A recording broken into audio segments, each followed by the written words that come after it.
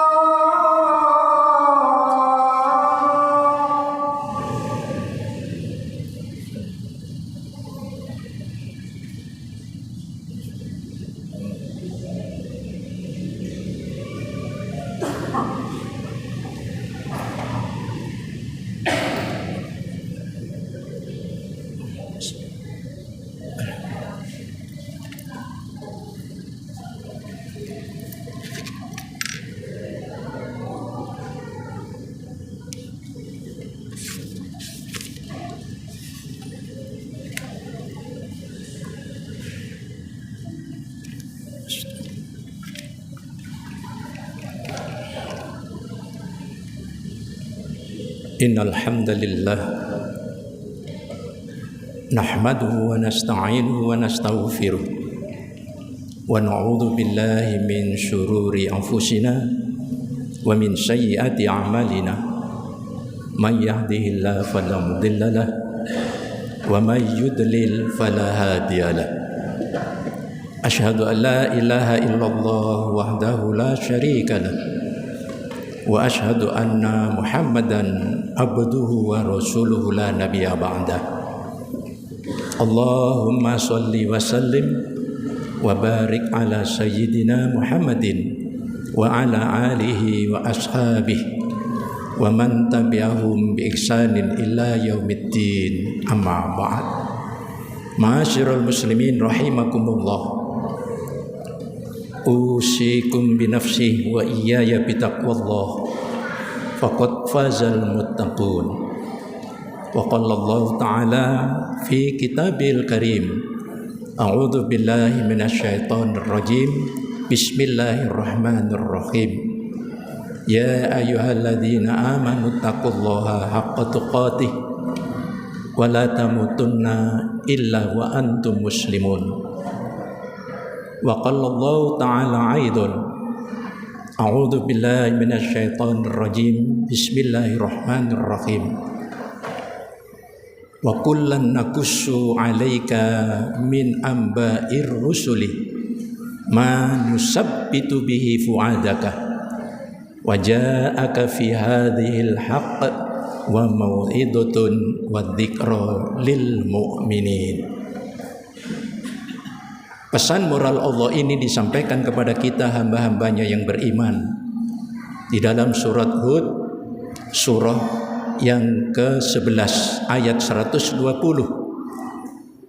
Allah mengingatkan kepada kita semuanya, dan setiap cerita kisah Rasul-Rasul yang telah kami ceritakan kepadamu, hai Muhammad, tujuannya tidak lain adalah manusabbitu bihi fuadaka, agar bisa semakin menambah keteguhan keimanan yang ada pada diri kamu masing-masing.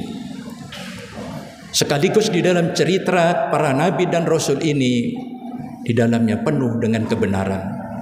Wow, mau'idotun, sekaligus sebagai pelajaran, nasihat, wa dzikra, sekaligus sebagai peringatan lil mu'minin, bagi orang-orang yang beriman.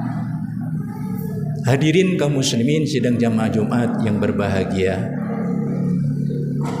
di tengah-tengah kita umat Islam di seluruh penjuru dunia ini melaksanakan peringatan Maulid Nabi yang kita muliakan Muhammad sallallahu alaihi wasallam, dengan harapan sebagai rasa cinta kasih kita kepada Rasul Muhammad sallallahu alaihi wasallam, sekaligus agar kita bisa menauladani setiap perjuangan, setiap pengorbanan di dalam menyampaikan risalah dakwah Islamiyah di tengah-tengah hidup dan kehidupan umat manusia ini.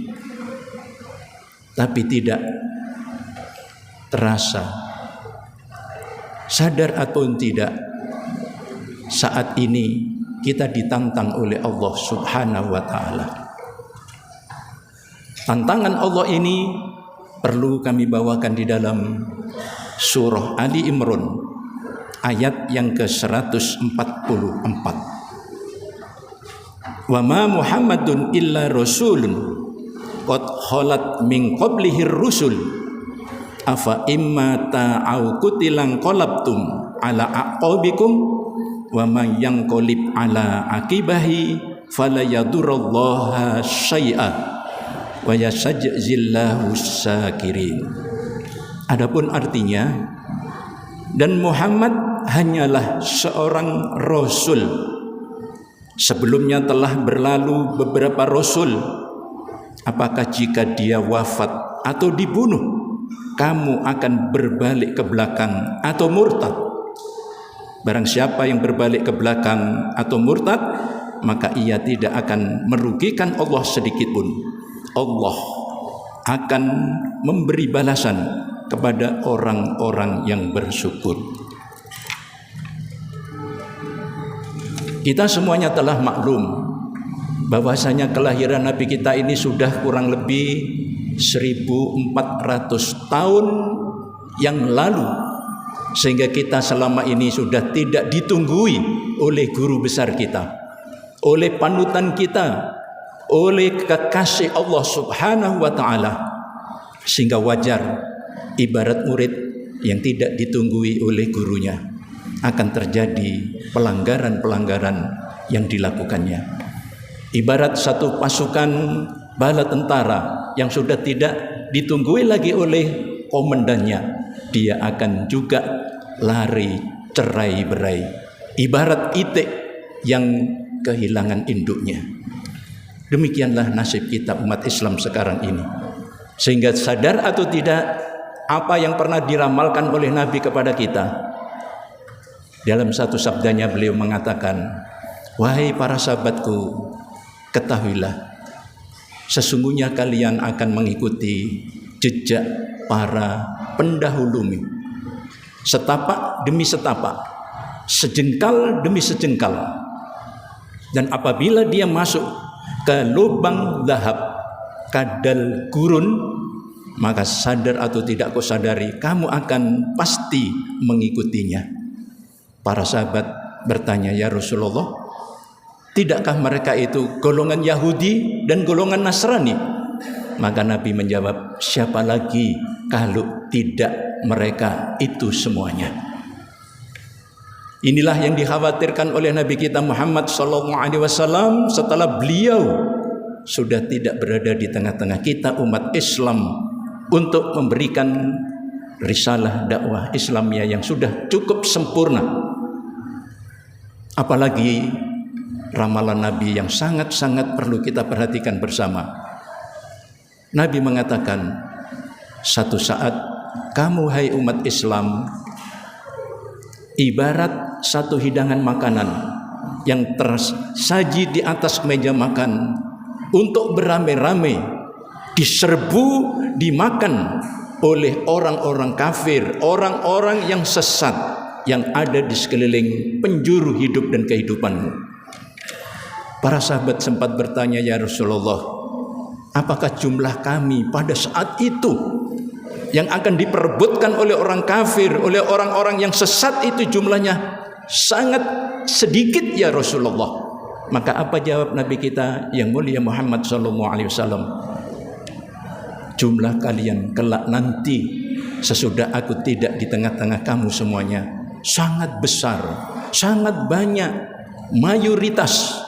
Tetapi nasibmu ibarat buih, ibarat sampah yang berada di atas permukaan samudra, lautan yang luas, sehingga kemanapun air mengalir, kamu pasti akan mengikutinya. Apalagi kata Nabi, di dada-dada musuh kamu, kaum kafirin, kaum dolimin, kaum sesat itu sudah dicabut oleh Allah di dadanya, untuk tidak merasa takut lagi kepada kamu sebagai umat Islam di belahan bumi manapun kamu berada.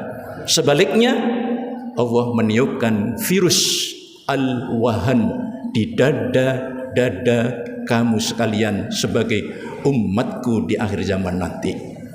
Para sahabat menjadi penasaran, ya Rasulullah, wamal wahan, apa yang disebut dengan penyakit al-wahan itu?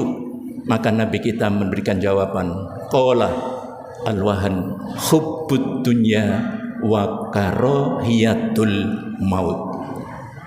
Penyakit wahan ini yang akan menimpa kamu semuanya umat Islam sepeninggalku tidak di tengah-tengah kamu adalah kamu amat sangat cintanya kepada dunia ini. Saking cintanya kepada hidup dunia ini, wa karahiyatul maut, kamu akan pasti takut menghadapi risiko perjuangan dan berkorban di dalamnya, apalagi takut menghadapi kematian. Masyarul muslimin rahimakumullah. Itu sebabnya melalui forum mimbar Jumat yang singkat ini, paling tidak ada 5 kerusakan agama Islam pasca ditinggal oleh kekasih kita Muhammad sallallahu alaihi wasallam. Yang pertama adalah adanya krisis identitas diri. Umat Islam sekarang ini sudah tidak mempunyai rasa kebanggaan diri sebagai seorang mukmin, orang yang beriman. Padahal Allah mengajarkan kepada kita di dalam Al-Quran, Ishhadu bi anna muslimun. Saksikan hai seluruh apapun yang ada di muka bumi ini, kami bangga sebagai umat yang sudah tunduk, patuh, pasrah kepada hukum-hukum Allah, ad-dinul Islam yang mulia ini. Tetapi apa kenyataannya? Umat Islam sekarang ini, mohon maaf, sudah takut dengan bayang-bayang kejayaan Islam itu sendiri. Inilah yang disebut sekarang usaha-usaha Islamophobia. Orang Islam yang takut dengan bayang-bayang ajaran Islam itu sendiri. Inilah gara-gara ada para tokoh-tokoh di antara kita ini yang mengatakan semua agama itu mengajarkan kebaikan, semua agama itu mengajarkan kebenaran, semua agama itu mengajarkan kasih sayang. Itu sebabnya semua agama itu sama saja. Ini disampaikan oleh para tokoh-tokoh di kalangan kita umat Islam, sehingga kadang-kadang kita merasa miris. Kenapa? Umat Islam yang sudah mengaku Islamnya ini adalah yang paling benar, dikatakan kamu jangan fanatik dengan agama Islam. Semua agama itu sama saja.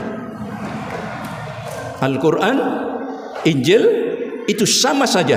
Yang berbeda adalah manusianya. Inilah yang disebut dengan Islam pluralisme. Semua agama sama. Islamophobia, takut dengan bayang-bayang masa kejayaan umat Islam. Sehingga yang paling menyedihkan di antara kita sekarang ini adalah Ketua Umum BPIP mengatakan musuh terbesar Pancasila tidak lain adalah agama. Padahal jelas-jelas Islam diajarkan oleh Rasulullah SAW melalui firman Allah surat Ali Imran ayat 19 dan 85. Inna dina indallahil Islam. Satu-satunya agama di sisi Allah yang diridhoi tidak ada lain kecuali Islam. Ayat yang 85, wa may yabtaghi ghairal islam madina fala yuqbala minhu wa huwa fil akhirati minal khosirin. Barang siapa yang memilih ajaran keyakinan agama di luar Islam, kata Allah, fala yuqbala minhu, ditolak semua amal ibadahnya, wa huwa fil akhirati, dan dalam kehidupan akhirat kelak nanti minal khosirin, termasuk orang-orang yang merugi.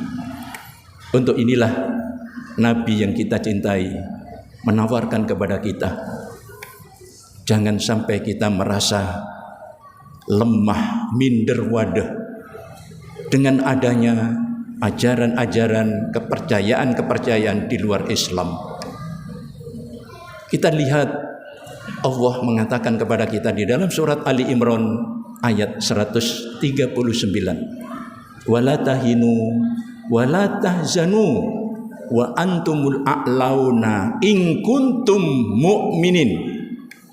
Hei kalian orang Islam, jangan kamu merasa lemah, jangan kamu merasa minder wadah, jangan kamu merasa takut dan sedih menghadapi kehidupan dan problematika yang ada di tengah-tengah kehidupanmu. Wa antumul a'launa, sejatinya kamu itu a'launa, sangat tinggi, di atas yang tinggi lagi. Kedudukanmu, martabatmu, kehormatanmu, kepribadianmu, kemuliaanmu. Tapi ada syarat, in kuntum mu'minin, apabila kamu benar-benar beriman satu-satunya hanya kepadaku. Hadirin yang dirahmati Allah. Yang kedua, kerusakan agama ini pasca ditinggal Nabi tidak lain adalah lemahnya tingkat keislaman umat. Ibarat Islam ini satu piramida. Yang paling bawah ini banyak dari kalangan kita yang baru berpredikat muslim, lebih mengerucut ke atas mukmin, yakin apa yang diajarkan oleh Allah dan Rasulnya itu dan dibuktikan. Tapi ada lagi tingkat yang ketiga, yakni mujahid dakwah. Tidak hanya sekedar berkorban dengan hartanya, tetapi jiwa dan raganya demi tegak syiarnya agama Allah dia korbankan. Ini tingkat mujahid, dan ini diakui oleh Allah sebagai orang yang benar-benar beriman. Kita lihat surat Hujurat ayat yang ke-15. Innamal mu'minuna alladzina amanu billahi wa rasulihi summa lam yartabu wajahadu bi amwalihim wa anfusihim fi sabilillah ulaika humus shadiqun. Orang-orang yang benar-benar beriman, Allah mengatakan dia yakin, percaya kepada aku Allah sebagai penciptanya. Yang kedua, percaya beriman kepada Rasul utusanku. Yang ketiga, summa lam yartabu. Dia hidupnya tidak pernah bimbang, tidak pernah ragu untuk berjuang mengorbankan harta bendanya, wa anfusihim, jiwa raganya. Untuk apa? Fi sabilillah, demi tegaknya syiar agama Allah. Kalau ini sudah dilakukan oleh sebagian besar umat Islam, Allah baru memberikan penghargaan ulaika humus shadiqun. Mereka itulah yang syidik, yang benar-benar imannya sebagaimana yang aku harapkan sebagai orang yang beriman di dalam ciptaanku di muka bumi ini. Subhanallah. Tetapi ada lagi tingkat yang lebih tinggi. Siapakah setelah orang muslim, orang mukmin, mujahid yang rela mengorbankan harta dan jiwa raganya? Ada lagi yang keempat adalah ulama. Maka Nabi mengatakan al ulama warasatul anbiya. Ulama itu adalah pewaris tugas para nabi mengajarkan nilai-nilai keimanan dan keislaman di muka bumi Allah ini. Tetapi ulama yang bagaimana ini? Tentu saja ulama yang plus. Inilah yang disebut profesional. Sudah banyak di antara kita yang ahli agama, syariat, ahli hadis, ahli Quran, tetapi masih sedikit sekali.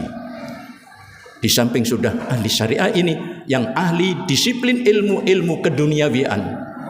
Padahal Nabi dawuh, man aradad dunya fa'alai bi ilmin, wa man aradal akhirah fa'alai bi ilmin, wa man aradahuma fa'alai bi ilmin. Siapa yang pengen hidupnya di dunia mapan, modalnya ilmu duniawi, iptek, ilmu pengetahuan teknologi.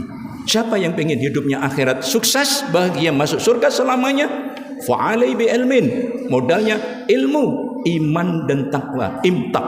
Siapa yang pengen dunia yang sukses, akhiratnya bahagia selamanya, modalnya adalah ilmu. Ini yang masih sedikit dimiliki oleh umat Islam di belahan bumi manapun kita berada.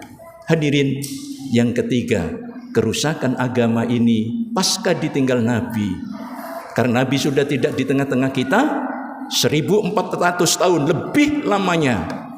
Sudah jelas yang terjadi adalah krisis kepemimpinan umat. Umat Islam sekarang ini belum mempunyai pemimpin yang disebut khilafah, yang ditaati oleh umat Islam seluruh yang ada di muka bumi Allah ini. Bedakan dengan Sri Paus Fransiskus yang baru saja berkunjung ke Indonesia. Itulah yang disebut pastor, yang menguasai, yang ditaati oleh umat Katolik seluruh yang ada di muka bumi Allah.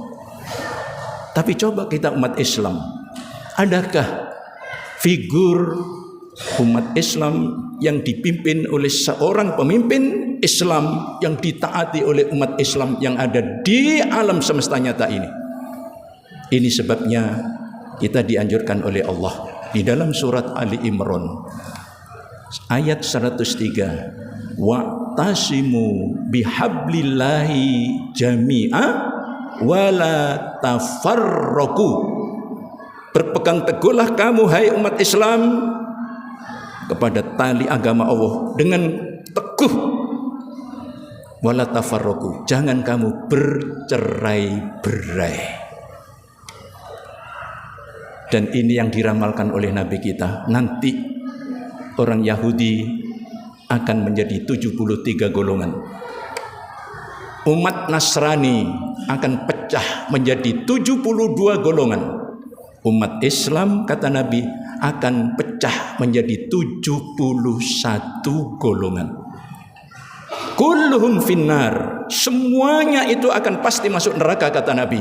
Illa wahidan, kecuali satu yang benar-benar akan taat kepadaku, pada sahabatku, itulah yang akan bisa masuk ke dalam surga Allah Subhanahu wa ta'ala. Itu sebabnya hadirin yang dirahmati Allah, kita prihatin apa yang disampaikan Abi ini. Sayati ala umati zamanun la yabqa minal Islam illa ismuhu wala minal Qur'an illa rasmuhu masajiduhum yauma idin amiratun wahya minal huda horobun ulama'uhum syarrun ulama tahta min aqdamis sama. Nanti pasti akan terjadi di akhir zaman setelah aku tidak di tengah-tengah umatku lagi. Apa yang akan terjadi? Islam ini nanti hanya tinggal namanya saja, terpecah belah menjadi beberapa golongan, partai, politik, firqah. Al-Quran hanya akan tinggal tulisannya. Masjid-masjid di akhir zaman, kata Nabi, berdiri dengan penuh kemegahan, tapi sunyi sepi dari dakwah amar ma'ruf nahi mungkar. Masjid-masjid nanti hanya dijadikan tempat untuk berselfie. Mari kita kunjungi masjid indah di satu daerah. Setelah datang di sana, banyak yang cuma selfie belaka. Tidak disampaikan dakwah yang benar-benar menggugah semangat umat Islam untuk kembali kepada apa yang dicontohkan, disuri teladankan oleh Nabi yang kita muliakan ini. Yang keempat, ini yang sangat memprihatinkan.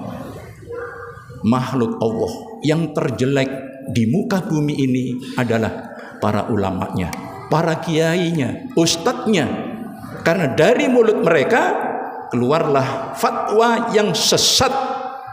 Karena ulama, ustadz, guru-guru agama itu adalah publik figur.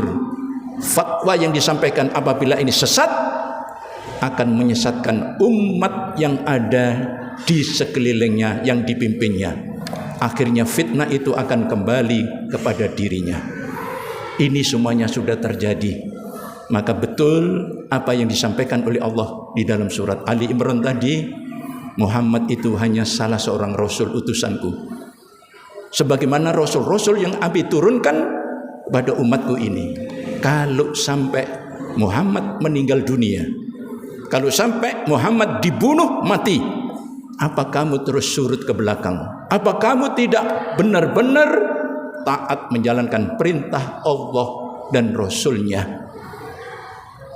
Dengan demikian hadirin yang dirahmati Allah, mudah-mudahan apa yang telah terjadi dalam memperingati hari kelahiran Nabi kita, satu di antaranya tradisi mulutan, ada yang disebut dengan cowean. Cowean mengandung makna ngocowi awae dewek-dewek. Kita jadikan sebagai kaca benggala. Apa yang diajarkan oleh Nabi, dicontohkan oleh Nabi, mari, sekalipun beliau sudah tidak di tengah-tengah kita, ada wasiat yang disampaikan Nabi kepada kita, taraktu fikum amroini ma'in tamassaktum bihima lan tadillu abada, kitab Allah wa sunnatar rasul. Hai umatku, umat Islam, kata Nabi, aku tinggalkan dan aku wariskan dua wasiat kepadamu. Kalau kamu berpegang teguh kedua-duanya ini, lan tadillu abada, kamu tidak akan sesat selama-lamanya. Apakah itu? kitab Allah, Al-Quran yang masih ada di tengah-tengah kita. Yang kedua, wa sunnatar rasul, apapun yang sudah dicontohkan oleh Nabi kita di dalam hadis-hadis yang sahih. Mudah-mudahan melalui peringatan Maulid ini benar-benar nusabbitu bihi fuadaka, keimanan kita, keyakinan kita terhadap kebenaran agama Allah dan Nabi kita sebagai panutan kita semakin mantap di dalam diri masing-masing, dan kita menoladani agar selamat fid dini wad dunya wal akhir. Aqulu qawli hadza wastaghfirullah li wa lakum innahu huwal ghafurur rahim.